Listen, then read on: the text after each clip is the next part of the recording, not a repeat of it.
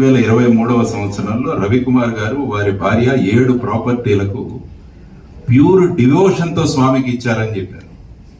Pure డివోషన్తో వాటి విలువ 14,43,22,000 రూపాయలు. మరి ఇంత డబ్బు అతనికి ఎక్కడి నుంచి వచ్చింది?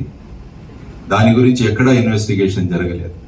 ఇన్కమ్ ట్యాక్స్ వాళ్ళు ఎక్కడా ఇన్వెస్టిగేషన్ చేయలేదు దీని గురించి, ఇంత ఇన్కమ్ ఎక్కడి నుంచి వచ్చింది అన్న విషయం. ఆ తర్వాత మీరు చూసుకుంటే 30/5/2023లో ఈ కేసులో ఛార్జ్ షీట్ ఫైల్ చేయడం జరిగింది. అంటే ఇతని మీద 379 దొంగతనము, తర్వాత ఒక క్లర్క్ చేసిన దొంగతనం అని ఈ 2 సెక్షన్లలో ఛార్జ్ షీట్ ఫైల్ చేయడం జరిగింది. ఆ తర్వాత 19/6/23న టిటిడి బోర్డు వాళ్ళు దీన్ని అప్రూవ్ చేస్తారు. సాధారణంగా ఎల్వి సుబ్రహ్మణ్యం గారు ఉన్నారు కాబట్టి అక్కడ జియో 159, 160, 161 జియోలు ఉన్నాయి. అందులో ఎవరైనా ఒక ప్రాపర్టీని డొనేట్ చేస్తే దాని గురించి పేపర్లో పబ్లిష్ చేయాలి. ఇప్పుడు ఫర్ ఎగ్జాంపుల్ నేను వచ్చి భానుప్రకాష్ గారి ప్రాపర్టీని నేను దానం చేసేసాను అనుకోండి, మరి ఆయనకు తెలియదు. కాబట్టి టీటీడీ బాధ్యత ఏంటంటే దీన్ని పేపర్లో పబ్లిష్ చేయాలి. అప్పుడు ఏమవుతుందంటే భానుప్రకాష్ గారు వచ్చి లక్ష్మీనారాయణ గారు అది నా ప్రాపర్టీ మీరెలా దానం చేస్తారని వస్తారు. కానీ ఈ 13/6/2023లో జరిగిన దాంట్లో సమయం లేదు కాబట్టి దీనిలో పేపర్లో పబ్లిష్ చేయాల్సిన అవసరం లేదని మినిట్స్ లో ఉంది. చూడండి ఎంత విచిత్రం.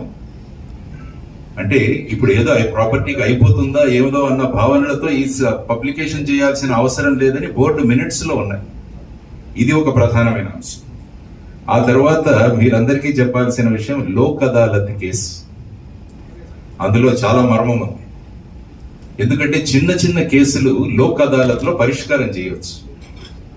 సిఆర్పిసి, ఐపీసీ ప్రకారం వీటిలను కంపౌండబుల్ అఫెన్సెస్ అంటారు. అంటే 2 వ్యక్తులు వెళ్లి కోర్టు సమక్షంలో మాకిద్దరికి ఇంకేమో తగాదా లేదు, మేము ఈ కేసు విత్డ్రా చేసుకుంటామంటే అప్పుడు లోక్ అదాలత్ దీన్ని మూసేసి ఆ వ్యక్తిని నిర్దోషుడిగా ప్రకటించేస్తారు. ఆ ప్రక్రియ 9/9/2023లో జరిగింది. నేను ఇంతకు ముందు చెప్పినట్టు ఛార్జ్ షీట్ వేసింది 379, 381.